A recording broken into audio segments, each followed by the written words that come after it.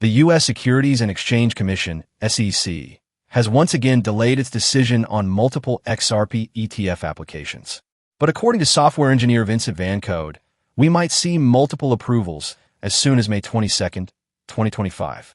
This prediction follows the SEC's decision to extend a review period for ETF filings from Grayscale, Canary, and 21 Shares.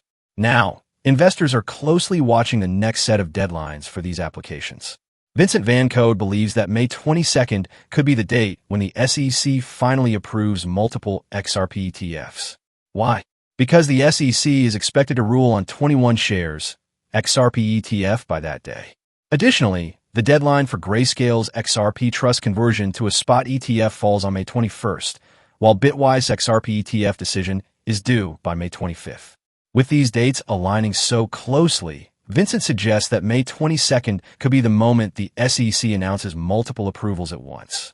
While some might expect an immediate price surge following ETF approval, Vincent tempers expectations. He suggests that the real impact of these approvals would be long-term validation for XRP as a legitimate digital asset. The approval will position XRP as a regulated, liquid asset, Vincent explains. This will make it more attractive to institutional investors. One major advantage of XRP ETFs is accessibility.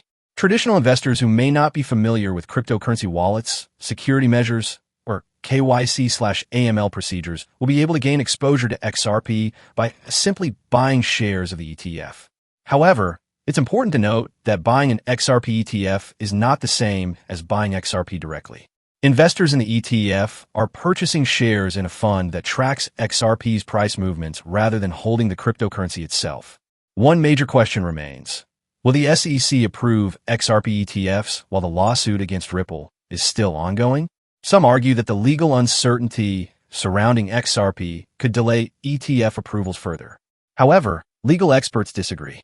Attorney Jeremy Hogan has pointed out that the approval of XRP ETFs is not directly tied to the outcome of the Ripple lawsuit. Interestingly, Hogan expects a resolution in the Ripple case by April or May 2025, the same timeframe Vincent Van Code predicts for XRP ETF approvals. If the lawsuit is settled around the same time, it could remove a significant roadblock for institutional investors looking at XRP ETFs.